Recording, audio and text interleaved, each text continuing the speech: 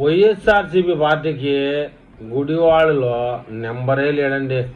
అసలు ఎంపీకి కానీ ఎమ్మెల్యేకి కానీ ఆ ఏరియాలో క్యాండిడేటే లేకుండా పోయాడు. అందువల్ల గుడివాడని నానికే వదిలేశాడు.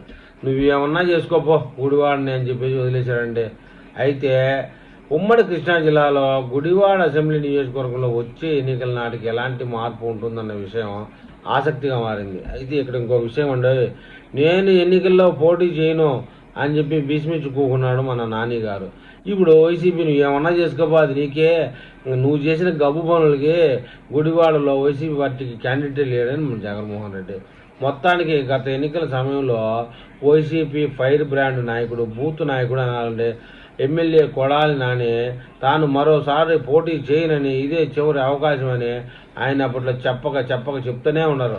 కానీ ప్రజలు వాడించారు, బలవంతంగా నిలబెట్టాడు. ఇక ఈ నియోజకవర్గం నుంచి టీడీపీ తరఫున వెన్నిగల రామ్మోహన్ విజయం సాధించడం జరిగింది. వచ్చే ఎన్నికల్లో కూడా ఈయనకే టీడీపీ అవకాశం ఇచ్చే ఛాన్స్ ఇప్పుడే కాదు, 29, 39, 49 ఈయన నిలబెడతాంటే ఆయనకే అవకాశం. మరి వైసీపీ తరఫున ఎవరు పోటీ చేస్తారనేది ఇప్పుడు ఆసక్తి లేదు, తొక్క లేదు, క్యాండిడేట్ కనపడడం లే. ఇచ్చిన మాట ప్రకారం వచ్చే ఎన్నికల్లో కొడాలి నాని పోటీకి దూరంగా ఉంటారా, లేకపోతే మాట వెనక్కి తీసుకుని మళ్ళీ పోటీ చేస్తారనే చూడాలి.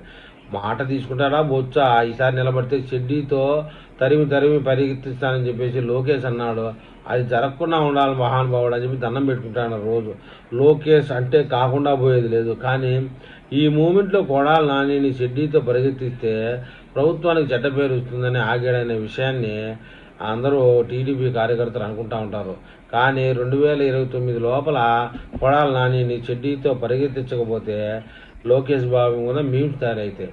ఒకవేళ ఉన్నా అది పూర్తిగా కొడాలి నాని కనుసన్నల్లోనే జరుగుద్దంట. వైసీపీ క్యాండిడేట్ ఎవరు నిలబడాలనేది ఒకప్పుడు తనకు తిరుగులేదని భావించి నాని గత ఎన్నికల్లో పరాజయం పాలైన తర్వాత ప్రజల్లోకి రావడం మానేశాడు. పార్టీ తరఫున పెద్దగా వాయిస్ కూడా వినిపించడం లే. అయితే ఆయనపై ఉన్న కేసుల కారణంగా మౌనంగా ఉంటున్నారనే చర్చ నడుస్తూ ఉంది. తాను కేసులకు భయపడే తరహా కాదని, ప్రస్తుతం తాను మౌనంగా ఉంటే మంచిదనే ఉద్దేశంతో మౌనంగా ఉంటున్నానని చెప్తానంట అందరికీ, పోయిన వాళ్ళకి. సమయం సందర్భం చూసుకొని స్పందిస్తానని ఇటీవల నాని చాలామందితో చెప్పాడట. కానీ నియోజకవర్గ పరిస్థితి మాత్రం దీనికి భిన్నంగా ఉంది. నాని విషయంలో ఒక వర్గం నాయకులు ఇప్పటికే అదే అసలు నీ నోటితో బూతులు వినాలరా నాయన, చాలా రోజులు ఈయన సొంపుగా ఉన్నాయి, బూతులు మాట్లాడరా నాయన అని చెప్పేసి భంగపడుకుంటున్నారు కొంతమంది వైసీపీ కార్యకర్తలు. నానిని గెలిపించడం వల్ల నష్టపోయామని ఒక వర్గం ఇప్పటికీ అదే ఆవేదన వ్యక్తం చేస్తున్నారు.